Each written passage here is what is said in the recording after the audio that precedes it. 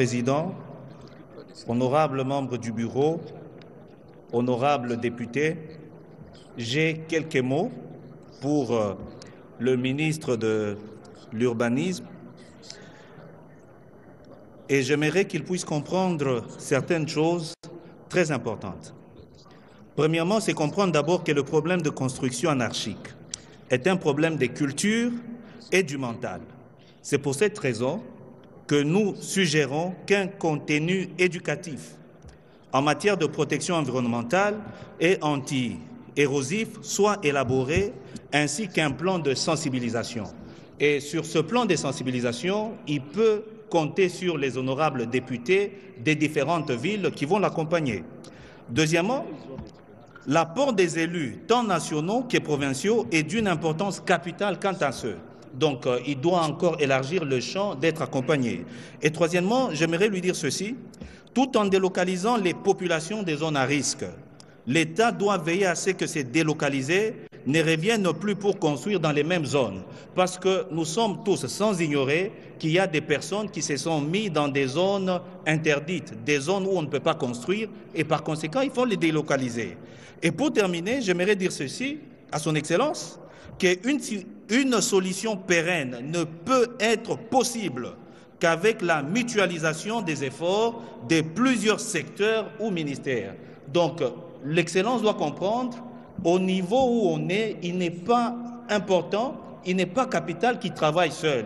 Il doit se faire accompagner des autres ministères pour qu'on ait une solution pérenne. Merci beaucoup, je vous remercie. Merci beaucoup, honorable. Honorable Éric Abarbe 50.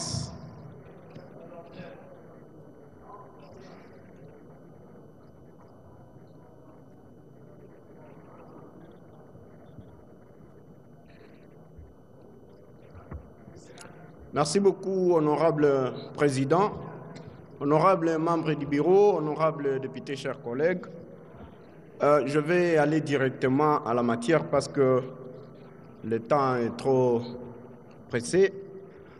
Ici, j'ai entendu le ministre de l'Urbanisme parler de la question des constructions anarchiques. Oui, c'est bon démolir les constructions anarchiques, mais ce n'est pas aussi bon de trouver qu'il y a une sorte d'acharnement dans la démolition des constructions anarchiques.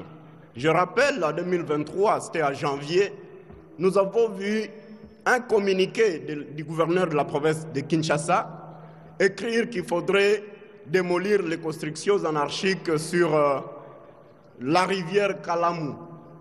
Du coup, on trouve ceux qui vont exécuter cette décision se trouver dans le baie d'Engaliema. Depuis quand la rivière Kalamu est devenue la rivière Bassoko, par exemple? Ici, je parle directement de la question de personnes qui ont des concessions, par exemple, ou des parcelles, mais qui fait objet d'acharnement par le membre du gouvernement, soit aussi par les personnalités qui sont envoyées sur le terrain pour pouvoir monnayer les personnes qui ont des parcelles sur le terrain. Ici, je cite par exemple le cas de la concession Obouira dans le baie d'Engaliema. Honorable Président, la concession Obouira qui fait partie des concessions qui sont menacées aujourd'hui, vous allez trouver ici une concession qui a l'arrêté de désaffectation du ministre de l'Urbanisme et Habitat et preuve de paiement. Vous allez trouver cette concession qui a l'arrêté du ministre des Affaires foncières avec preuve de paiement. Il y a même le contrat de location signé entre l'État congolais et cette société pour leur demander de continuer avec leurs travaux de construction. Il y a l'arrêt du Conseil d'État. Il y a la correspondance du Premier ministre exhortant à la société Obouira de continuer avec les travaux de construction dans cet espace Obouira. Il y a la correspondance du gouvernement provincial pour leur demander de continuer avec les constructions. Alors, aujourd'hui, cette même société qui avait attaqué dans des instances judiciaires en 2023 parce qu'ils ont été victimes d'une démolition où l'État s'était jugé,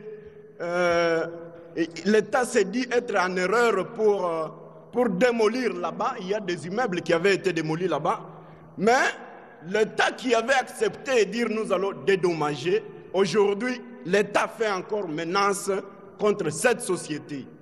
Moi je me pose la question, sommes-nous encore dans le régime de la continuité de l'État? Parce que ce régime, l'État qui octroie des documents pour dire nous allons... Je m'excuse. Allons-y, honorable. L'État qui octroie des documents pour que les possesseurs d'une parcelle soient en ordre, demain c'est le même État qui vient pour dire non, vous n'êtes pas en ordre. Ça c'est une confusion. Je crois que si l'État veut démolir des maisons ou des immeubles pour quelque chose d'acharnement, je crois que ça nous devons dénoncer et nous devons décourager. Je pose maintenant la question au ministre de l'Urbanisme. Je demande, avez-vous déjà mis en place une politique adéquate pour lutter contre les cas d'acharnement? Parce qu'aujourd'hui, nous sommes en train, moi-même j'ai été sur terrain avec la dernière question. Merci beaucoup, honorable. S'il vous plaît, la dernière question je vais poser. La dernière question, 1 minute s'il vous plaît. Vous allez ponctionner dans les minutes d'autrui. Bon, 1 minute terminée.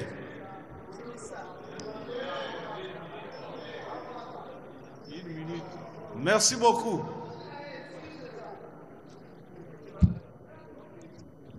Honorable Bitini pour AEAUN AMSS Palou. Sans objet. Sera suivi de l'honorable Yama Zalabar, ou bien c'est Itina qui va parler. D'accord. L'honorable Itina. Oui. Oui. Oui, merci, honorable président.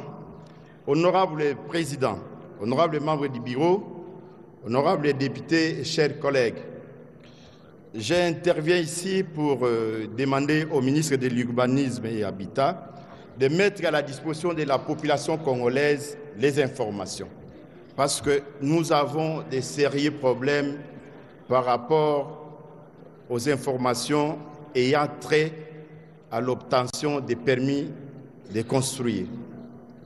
Ayez un journal qui permet à ce que le peuple congolais puisse savoir où construire, quels sont les frais liés à l'obtention de permis de conduire.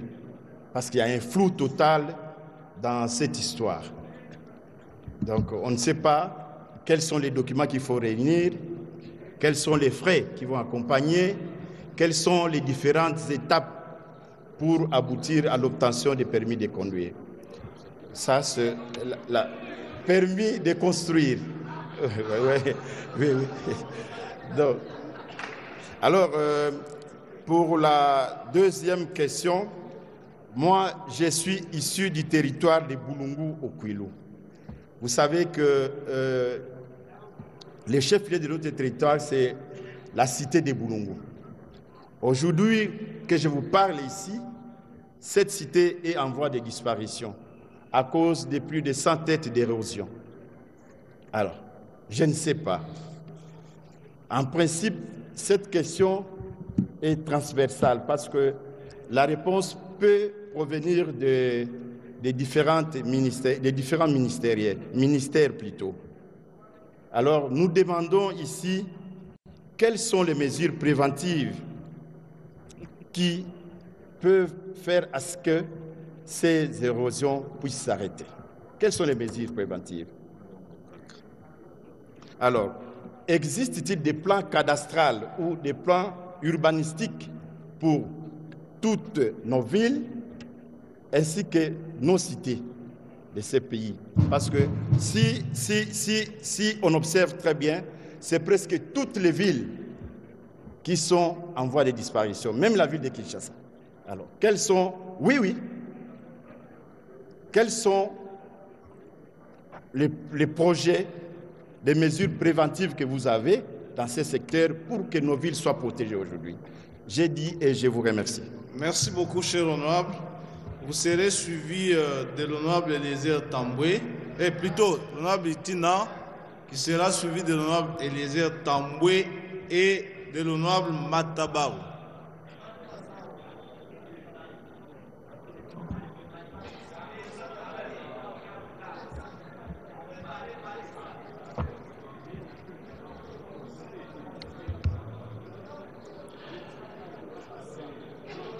Merci beaucoup, honorable président de l'Assemblée nationale, honorable membre du bureau, très chers collègues. Je voudrais commencer par remercier notre collègue Émile Soumaïli pour cette initiative parlementaire et aussi remercier son Excellence, Monsieur le Ministre, pour avoir accepté de venir participer à cet exercice important de la redevabilité. Honorable Président, les récentes inondations à Kinshasa, notamment dans les communes de Massina, quartier Abattoir, commune d'Njili, quartier 8, Matete, Limete, voire même Kinsenso, ont mis en lumière les faiblesses de notre système de gestion de l'urbanisme. Des milliers de personnes ont perdu leur logement, leurs biens et parfois même leur vie, selon les statistiques qui ont été officiellement publiées. Et de nombreuses familles sont restées sans logement, honorable Président. J'ai entendu dans la définition de son rôle ou de ses missions, le ministre mentionner qu'il a, entre autres, pour mission la promotion des logements sociaux. Et il nous a parlé du projet des 1000 maisons. Présentement, je continue à loger plusieurs familles dans l'une de mes écoles. Et lorsque vous allez même dans l'église Don Bosco à Petro-Congo, dans la commune de Massina, il y a plusieurs familles qui y sont logées sans secours. Alors nous vous prions, honorable Président, à ce que notre voix soit entendue pour que toutes ces familles soient prises en charge. Ces tragédies sont évitables. Nous ne pouvons plus nous contenter de réagir après les catastrophes. Nous devons anticiper et prévenir, et c'est ce qui constitue le rôle de notre cher ministre. Je vous pose donc ces questions essentielles. Quel est votre plan concret pour protéger les populations vivant dans les zones à risque? Et qu'est-ce qui est prévu pour arrêter le développement de ces constructions anarchiques? Qui octroie les autorisations de bâtir dans les zones à haut risque? Comment votre ministère prévoit-il impliquer les citoyens dans les processus de planification urbaine afin de s'assurer que leurs préoccupations sont aussi prises en compte dans la gestion des risques? Je voudrais bien rappeler à Monsieur le ministre que votre rôle est immense. Vous avez le pouvoir de sauver les vies, de protéger les biens et de bâtir une ville résiliente. Les Kinois qui ont été victimes attendent des actes et non des promesses. Et au vu de la précarité des services ou des conditions de service de vos services que personnellement j'ai visités, il y a un sérieux doute. J'ai visité plusieurs bureaux des services de l'urbanisme et habitat. Les conditions de travail sont vraiment précaires. Vous avez parlé du projet de 1000 maisons comme logements sociaux. Selon les statistiques à ma possession, il y a plus de 21 000 ménages qui ont été affectés. 1000 maisons, c'est très peu. Mais toutefois, quand pensez-vous que ces maisons seront disponibles pour les populations qui ont été touchées? Vous ne savez pas donner un temps record. Merci beaucoup, Juste 30 secondes, honorable. Pour terminer, pour clôturer, une seconde, oui. Pouvez-vous nous dire aujourd'hui, pour ces zones qui ont été affectées, parce que quand nous visitons les populations, on nous apprend que leur plus grande préoccupation, c'est la construction des digues et des bassins de rétention, alors que votre rôle est aussi de prévoir un espace d'aménagement. Pourriez-vous plaider et que cela soit réalisé pour le bénéfice de nos populations? J'ai dit, honorable Président. Merci beaucoup, cher honorable, pour des contributions que vous venez de donner. Honorable Eliezer Tamboué, qui sera suivi de l'honorable Matabaro et de l'honorable Fouti, respectivement de Congo-Uni, consolidons les acquis et le peuple d'abord. Merci beaucoup, Honorable Président, pour la parole accordée. Je serai bilingue, comme d'habitude, Honorable Président. En 5 minutes, bien sûr. Okomona kenasuka soki nasi pesanga temps ebele parce que bamso bakoloba lisusu te nakolobela bango, Honorable Président. Honorable Président, honorable membre du bureau, estimés collègues, tozo pesa bureau na biso merci parce que ba comprendre que motion d'information est la solution T. Il faut que tout na bao ba géraka au quotidien parce que bazo répondre biso. Honorable Président, namoni tozo mata tozo kita. Na kotsaka question orale avec débat ndenge na lobi o bobo ya ko aligner. Mais likambo eza musika te. Tozo la inondation na Kinshasa na ba érosion pourquoi? Parce que l'État qui devrait exister dans ces domaines n'existait pas. Depuis Mobutu Akenda Totonga Siteni.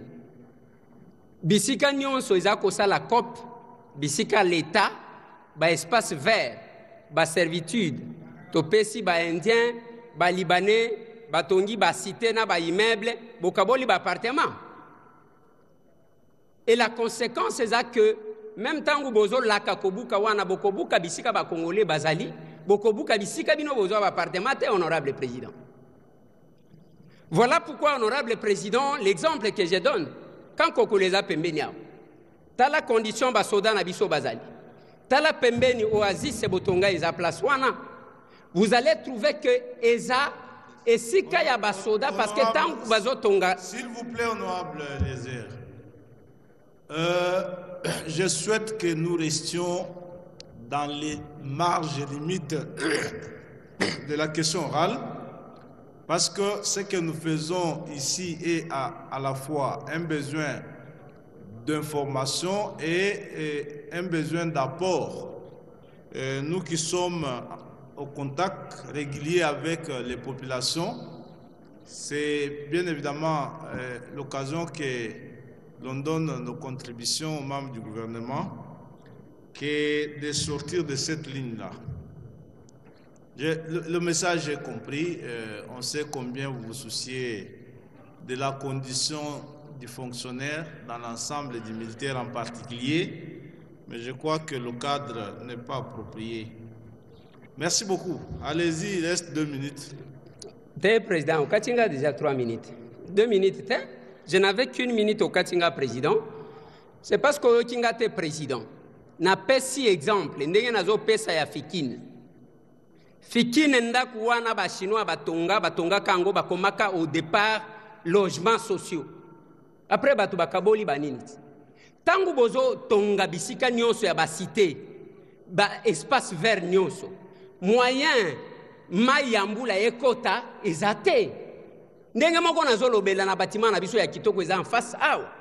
Les lotos a inondé parce que les espaces qui servaient des bassins de rétention d'eau, nous construisons partout, honorable président. Ça, ce n'est qu'un exemple. Honorable président, Tangu Batu Bazoya ebele na Kinshasa, vous l'avez dit, Tozana Maluku, Tozana Mongafula, ba espace ezali a Kotonga, ba cité Yasika. Les locaux langa, monsieur le ministre, Rocade wana Bazotonga. Est-ce que le gouvernement a mis en place une politique? Il y a urbanisation, il y a que Batouba Tonga na condition sengeli ou bien Bakotonga Bitonga Tonga. Honorable président, ce qui est na Bantelewan, na Bamaluku, Moutoua Somba, espace pour na bilanga. À cause de la locola Batoubazo comme Ebele na Kinshasa, a commis Yemoko, Mote qui m'a pangu.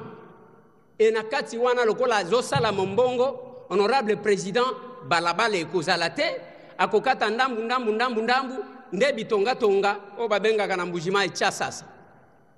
Honorable président, honorable membre du bureau, estimés collègues, nazo ebisabino ke na Kinshasa, toutes les zones sont des zones à risque.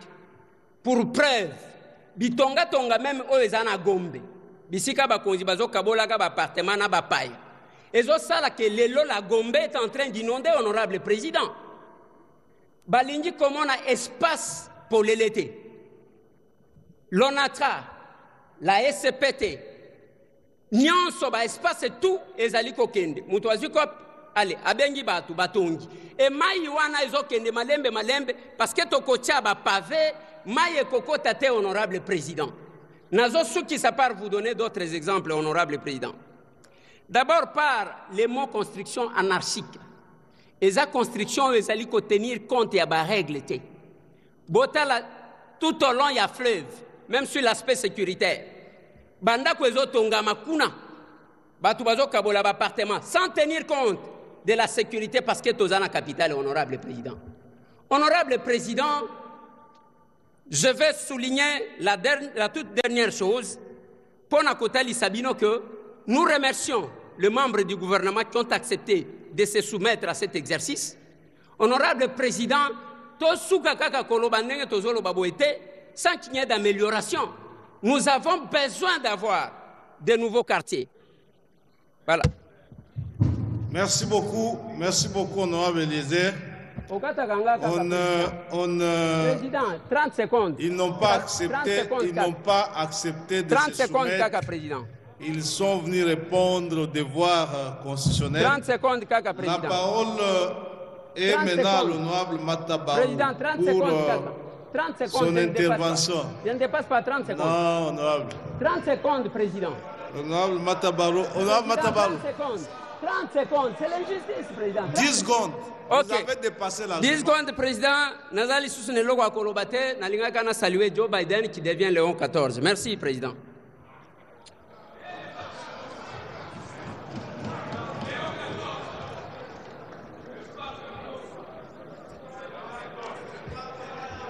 Merci, honorable président, honorable membre du bureau. Je vais juste compléter notre collègue Eliezer, notre collègue Furuguta et notre collègue de A50 qui ont parlé de la même chose que moi, presque. Excellence, Monsieur le ministre de l'Urbanisme et Habitat, j'ai juste deux questions à vous poser. Je voudrais savoir qu'est-ce que signifie construction anarchique. Est-ce que c'est quand on a construit sur un endroit que vous jugez non commode ou quand on a construit sans avoir préalablement les documents comme autorisation de bâtir, comme certificat? Puisque vous parlez aujourd'hui de démolition de constructions anarchiques, Excellence, Monsieur le ministre, vous appartenez à une commission, vous avez dit ici que ça a été décidé en Conseil des ministres malheureusement, et quand il s'agit du Conseil des ministres, nous connaissons qui en est le patron. Moi, je devais dire plutôt qu'il faut que les membres du gouvernement cessent d'induire le chef de l'État en erreur, en prenant des décisions impopulaires. Imaginez-vous quelqu'un, vous-même, gouvernement, vous avez fait un arrêté pour un lotissement. On lotit, les gens achètent, il y a des reçus, les gens ont des autorisations de construire que vous émettez, ou bien vos services. Il y a même vers la fin là, un certificat émis par les affaires foncières, certificat de propriété. Après celui-là, vous allez dire qu'il a fait une construction anarchique en vertu de quoi? Deuxième chose, en ce moment-ci, ici, je pense qu'il n'était pas préférable de passer à des décisions de ce genre-là, puisque le pays traverse des moments trop difficiles. Les décisions impopulaires ne sont pas bonnes en cette période. Je vais encore compléter pour dire, moi j'habite ici à Lingwala, devant le camp Lufungola. Après la pluie, on ne peut pas passer.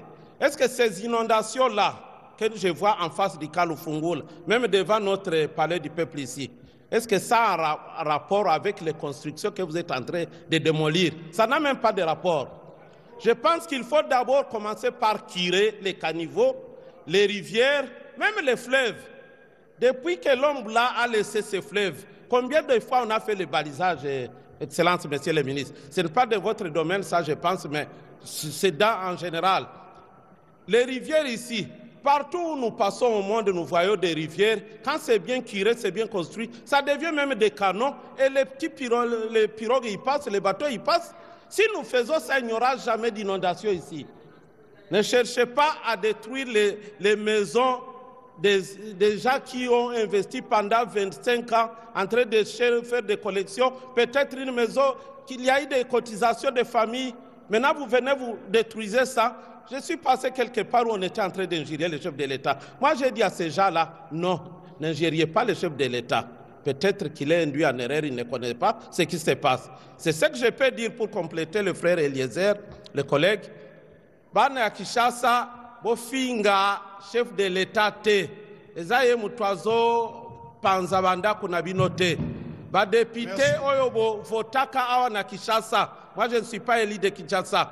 Bago sala manso, basololo na gouvernement etika biloko wana bazo sala puisque eza lokola barbarie. Merci honorable, on n'est plus élu de Kinshasa, on est député nationaux.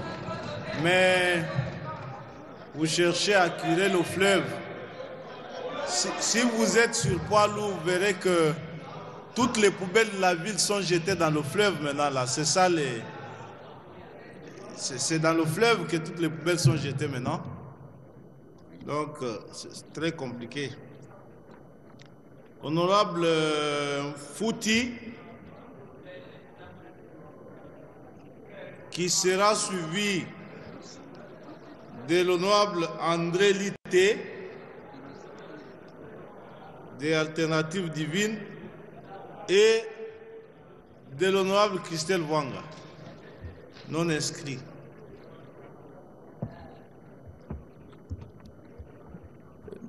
Merci, honorable président,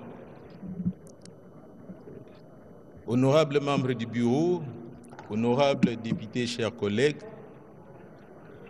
Mon intervention concerne le ministre ayant en charge l'urbanisme et habitat. Je voudrais d'abord ici le féliciter à travers sa brillante intervention. Je me disais, de par même la synthèse que l'honorable président a eu à faire, qu'il allait se réserver de répondre aujourd'hui.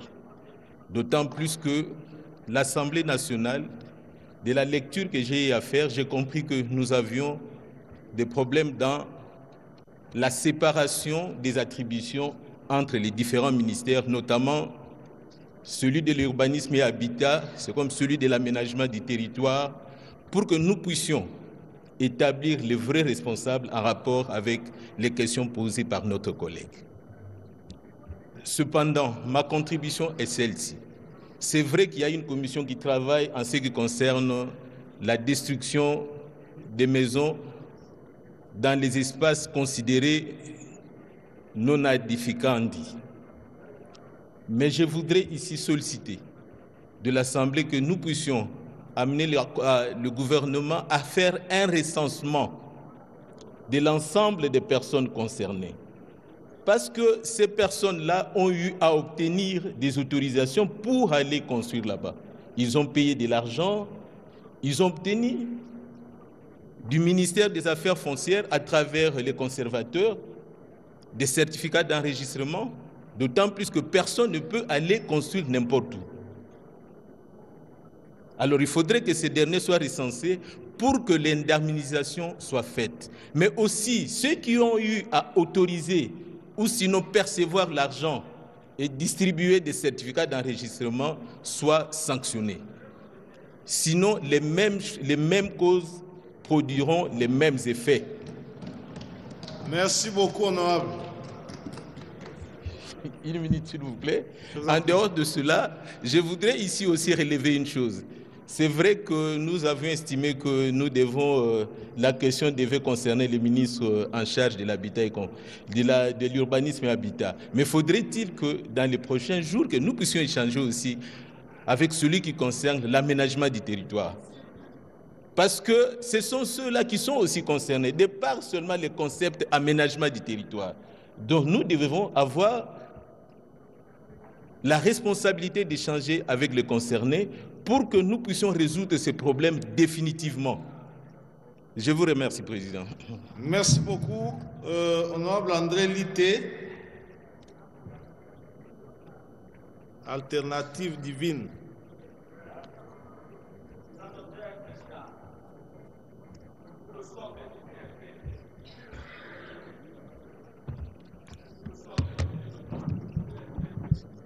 Honorable Président de l'Assemblée nationale, cher membre du bureau, estimés collègues,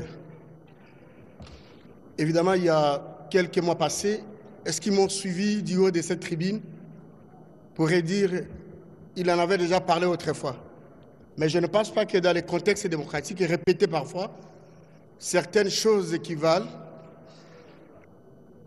Et pour parler du cas d'espèce, la sempiternelle question de l'urbanisation à la porte et pièce à travers notre pays se pose avec acuité. Et tout naturellement, comme d'aucuns le savent, Kinshasa n'a fait pas exception, d'où les débats de ces jours. Évidemment, je suis là pas pour poser une question, mais je voulais simplement encourager le ministre Mbadou, parce que à la suite de son intervention ici, que nous avons saluée, nous représentons les Congolais. Et les députés qui sont là pourront être d'accord avec moi à ce que nous venons de 145 territoires du Congo, en plus de villes que compte notre pays.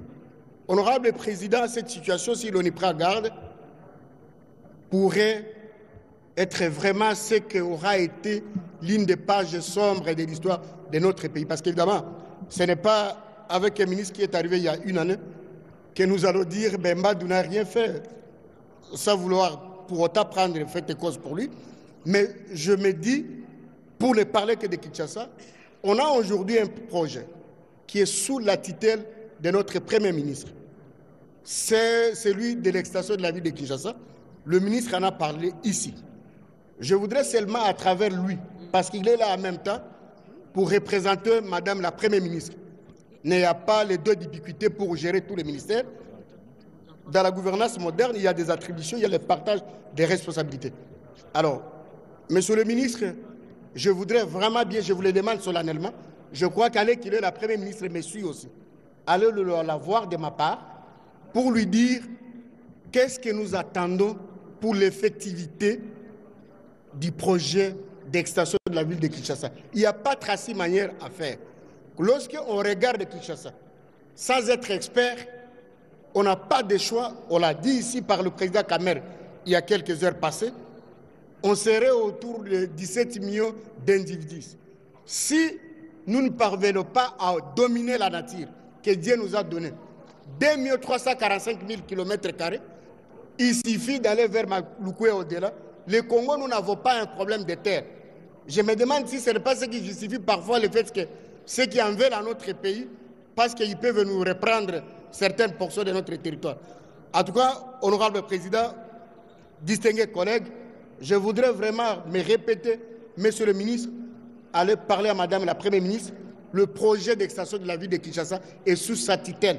Il serait même indiqué, l'honorable Eliezer qui est passé par devant cette tribune avant moi, a dit, depuis Mobutu Akenda, Totonga Ligne. Et si au moins, à l'occasion de cette dispensation, nous pourrions dire, tant que nous sommes députés, nous sommes ministres, on a fait l'extension de la ville de Kinshasa. À Bukavu, on a créé une nouvelle ville parce que la situation à Bukavu, quand il plaît à Bukavu, c'est dramatique. J'aimerais bien que l'on voie à Inongo, une nouvelle ville émerger là-bas en Mbandaka. Déjà à partir de là, si l'on peut ne fût que partir avec 3 ou 4 villes, n'a qu'à 4 milliards, le budget Nabiso, on avoisine les 20 milliards.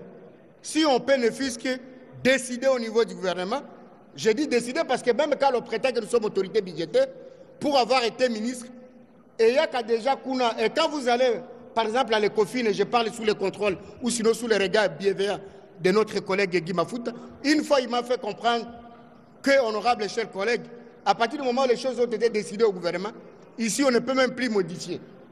C'est comme ça que par moment nous le disons ici, pour que ceux qui nous suivent ne considèrent pas que nous verrons ici simplement pour les émoluments. Non, non. Nous voulons voir le Congo aller de l'avant, parce qu'il n'y a pas longtemps, ministre Mbadou, vous m'avez confié que vous avez été en Égypte et que vous avez même visité, excusez, président, une minute.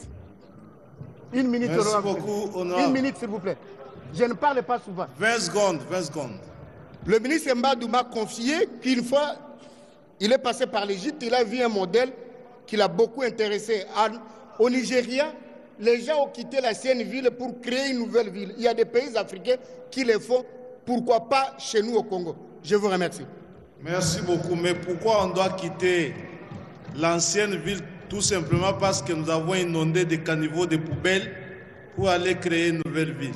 On peut assainir celle qui existe, sinon la nouvelle, elle connaîtra les mêmes problèmes. Honorable Christelle Wanga.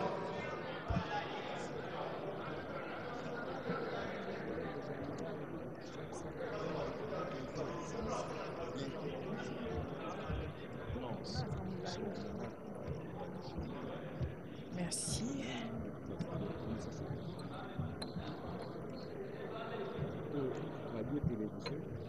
D'accord.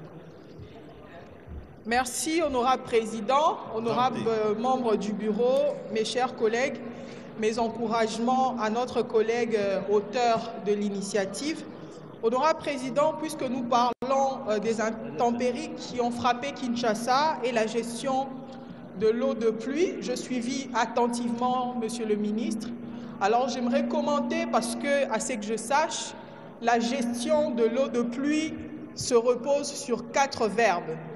L'eau de pluie doit s'infiltrer, l'eau de pluie doit s'évaporer, doit stagner et doit ruisseler. Ce sont ces 4 verbes, lorsqu'ils sont respectés, que l'on arrive à avoir un résultat parfait au niveau de la gestion de la ville. L'eau de pluie doit s'infiltrer parce qu'elle doit trouver un sol perméable, un sol qui lui permet justement de s'infiltrer convenablement. Mais le problème que nous avons, notre sol est infesté des sachets, des bouteilles en plastique. Alors, à ce niveau-là d'infiltration, il y a un gros problème. L'eau de pluie doit stagner. Plusieurs collègues sont revenus sur la question des espaces verts qui, dorénavant, nous sommes devenus allergiques aux espaces verts. Dès qu'il y a un espace vert, nous vendons. À Kinshasa, nous avons vendu quartier 1, nous avons coupé les arbres pour construire les boutiques. Vers le jardin zoologique, nous avons vendu les arbres.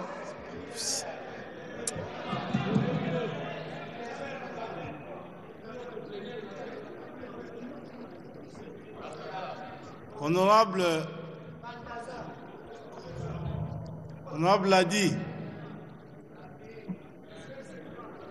nous avons insisté ici parce que maintenant les caméras vous prennent. Ça indispose notre population qui regarde ces scènes-là pendant que les membres du gouvernement sont ici pour tenter de trouver des solutions à leurs problèmes du quotidien.